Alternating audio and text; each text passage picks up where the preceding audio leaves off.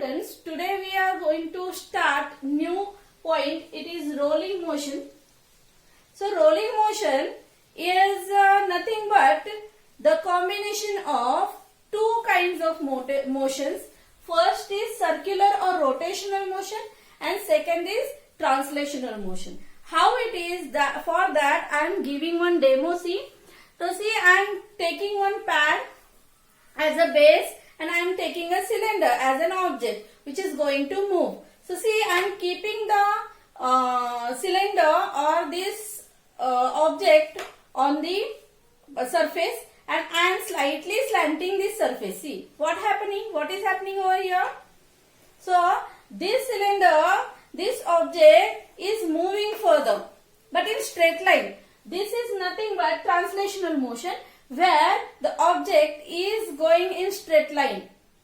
So its motion is in straight line. In second way, I am showing only like this. We see I am rotating this cylinder.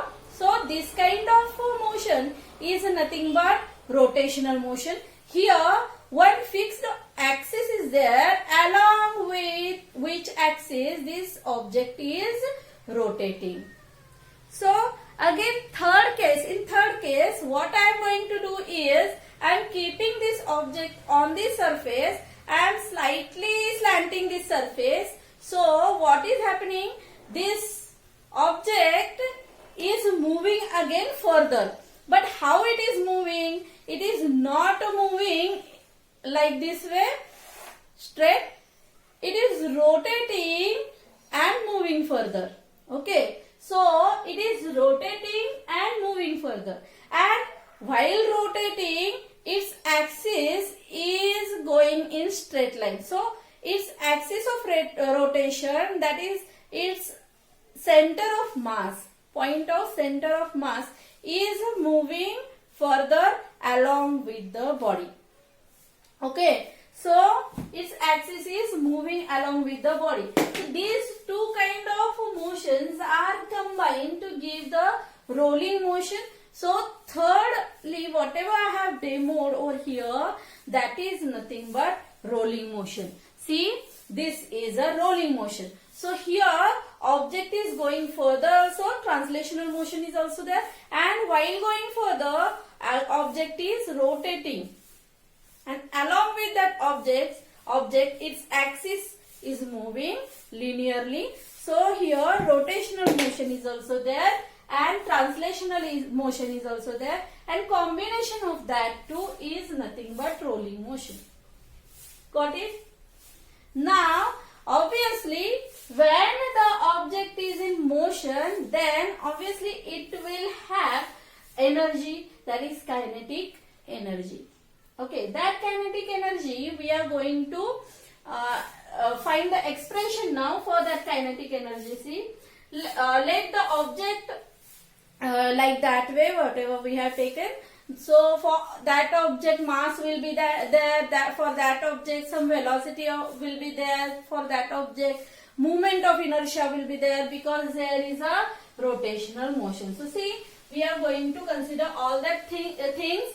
Let us rolling object of movement of inertia I, mass capital M, linear speed of center of mass. So see, while rotating, this center of mass of that object, that is axis of rotation, is also moving. So velocity, linear velocity of that center of mass we are going to consider here. So linear velocity or linear speed of that center of mass is V.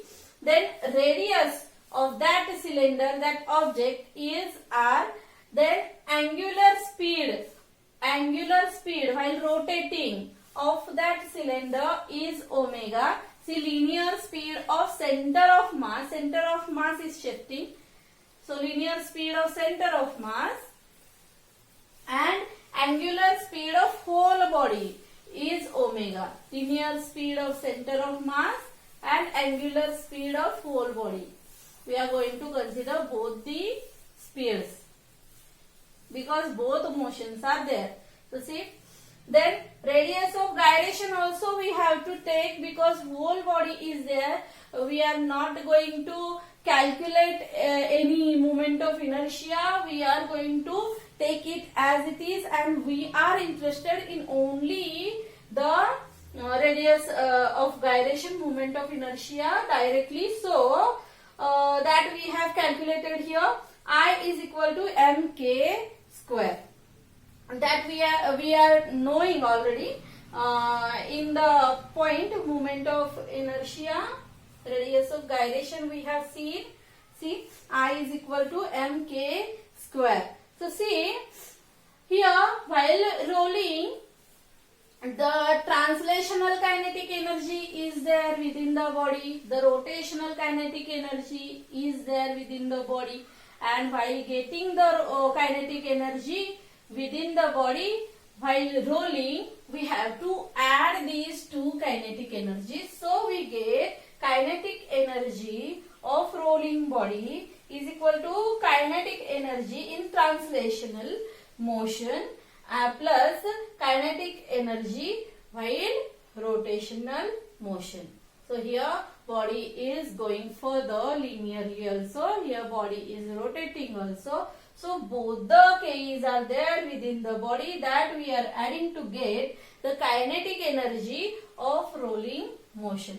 So we know the kinetic energy of translational motion, it is 1/2 mv square. So m we know it is capital M, v is there. So the kinetic energy of translational motion is 1/2 mv square, and the kinetic energy in rotational motion we have calculated previously, it is 1/2 I omega square. I is the moment of inertia and omega is the angular velocity. M is the mass of the object and v square, v is the translational velocity of the center of mass. Linear velocity, translational velocity or linear speed, all are same, that is v.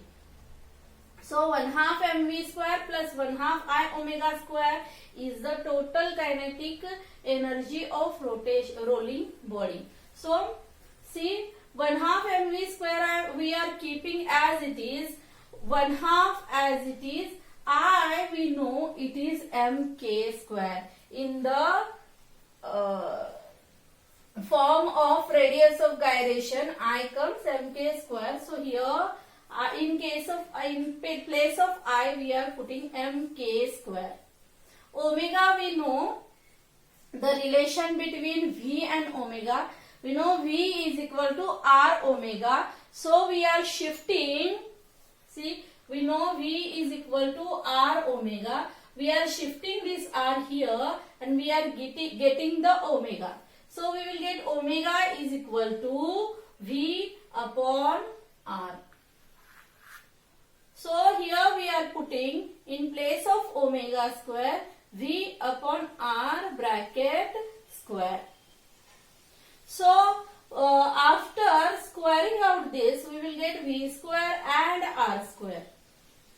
Yeah, this much difference is there only, and bracket is removed. So we are getting here 1/2 mv square as it is, half as it is, mk square as it is, and v square divided by r square. So here the common things are 1/2 in this term and in this term. There are two terms and there are common things 1/2 m and v square. So three things are common here. We are taking that common things out of the bracket and we are keeping all the other things inside the bracket, and then we are getting kinetic energy of in rolling motion is 1/2 mv square. Here nothing will remain. 1/2 mv square from first term we are taking all of that common, so only one will remain. Then from here we have taken 1/2 outside, m outside, v square outside. This whole term we have taken outside, but here 1/2 m and v square came out. but k square and r square remained inside. So in bracket we get 1 plus k square r square, and this is the expression of kinetic energy in rolling motion. But for pure rolling motion, static friction is necessary. If static friction is not there, the object will slide, and sliding is not allowed in pure rolling motion. So see, if static friction will not be there, the object will little slide, little roll, little slide, little roll, and that we are not considering as pure rolling. If object is purely rolling like this way without sliding, then only we are considering that a pure rolling motion. So static, as a note we are taking here, static friction is essential for pure rolling motion, and it prevents sliding motion. So static friction prevents the sliding motion. What is that static friction? Static friction provides the interlocking between the object which is rolling and between the surface. So we can't see that interlocking. See, we are considering, we are supposing that this is a plane surface, but little microscopically if we see over there, there will be little rough surface, and in that little rough surface, the rough surface of the object will interlock, and in like this way pure rolling motion will happen. So interlocking and the static friction is needed while pure rolling motion. Otherwise your object will not roll, it will slide. Okay, so rolling motion needs. Second point, linear acceleration and speed while pure rolling motion. Here firstly we will get the speed in the rolling motion when that object is rolling down in the inclined plane. As I shown you, if we want to roll the object, the surface should be inclined. So on that inclined plane, the rolling down object will have some speed, will have some acceleration. So firstly we will find some expression for speed. So see, consider the rigid object here, which is at some height h from the surface of the earth or ground. It is at the height h, then it is rolling like this way, and that inclined plane is making an angle theta with the horizontal. Okay, so see what I am telling. Here an object is there which is at height h, and it is rolling on the inclined plane. Again this motion, this rolling motion is pure rolling motion. So it is purely rolling on this inclined plane which is making angle theta to the horizontal. So this is angle theta. So as we know from the ratios, that trigonometric ratios, that this is hypotenuse, this is one side, this is second side, and here there is a 90-degree angle, right angle. Okay, if here there is a right angle, then in front of that there will be the hypotenuse, and here there is the angle for which we are going to see the trigonometric ratios.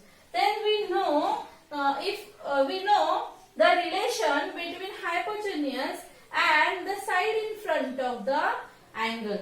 So side in front of the angle is called as opposite side. So the ratio between opposite side and hypotenuse is sin theta. So trigonometric ratio is sin theta of the hypotenuse and opposite side of that angle. So H upon S will be sin theta. Opposite side upon hypotenuse will be sin theta.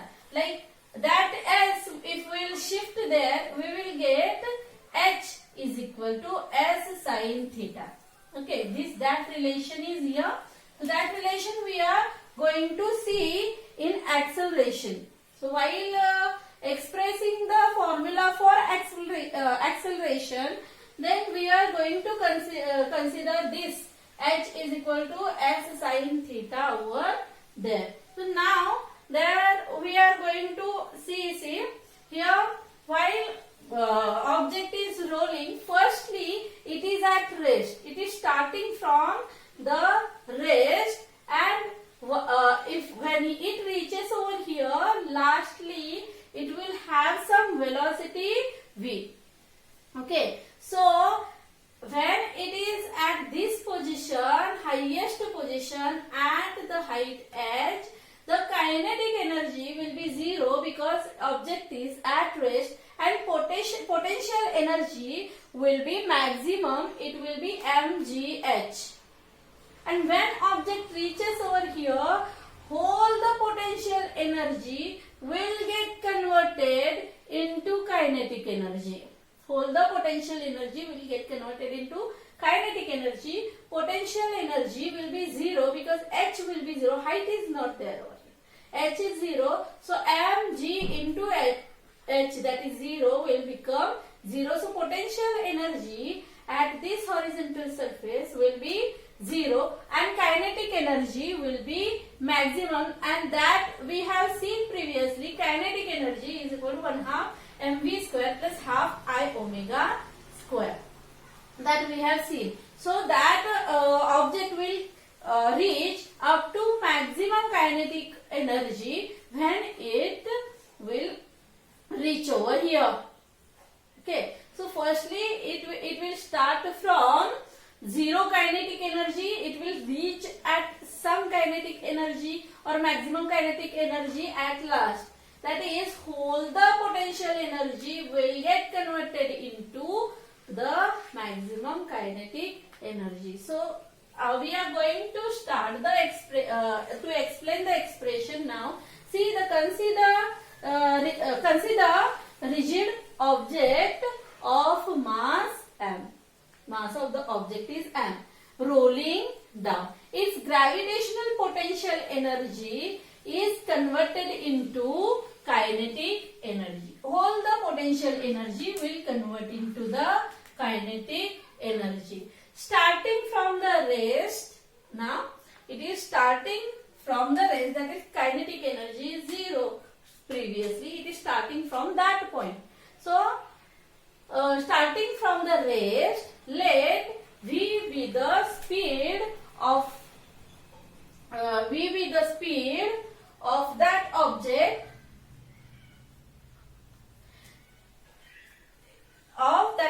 that is of the center of mass of that object, as the object comes down through distance s. Okay, so see, it has been covered the distance s to reach at this point. Okay, so see here, all the potential energy has been converted into kinetic energy while covering the distance s. Okay, so here all the condition has been explained. So as kinetic energy here is 1/2 mv square plus 1/2 I omega square is equal to, previously we have seen 1/2 mv square in bracket 1 plus k square upon r square. Okay, now what we are going to see that this whole kinetic energy is equal to the previous potential potential energy. The whole kinetic energy will be equal to the previous potential energy, because that potential energy only has been converted into kinetic energy, and that potential energy became 0. So potential energy, whole potential energy is converted into kinetic energy, so they are equal. Now what we are going to do is, we are going to shift this 2 over here. Before that, we are cutting this M from this side and from this side. 2 we are shifting over here, we will get 2GH. Okay, then after we are going to shift this term, this factor over here. So we will get 2GH upon 1 plus K square upon R square. So 2V square will remain on this side. Okay, so V square will become 2GH upon 1 plus K square upon R square. That is only I have written here. V square is equal to 2GH upon 1 plus K square upon R square. If I take the square root on both sides, I will get V is equal to square root of 2GH 1 plus K square upon R square. This is the expression for the velocity of the object which is rolling. Now we are going to see the last point in our chapter, that is the expression for linear acceleration in rolling motion. So here the object is rolling and it is covering a linear distance s, that we are going to consider here. See how to how to find s. See, we have the relation between s and h here. So h is equal to s sin theta. So we can get the expression for s from this only. So sin theta we are shifting here. We will get s is equal to h upon sin theta. So that only we have written here. So see here, linear distance covered by object s is equal to h upon sin theta.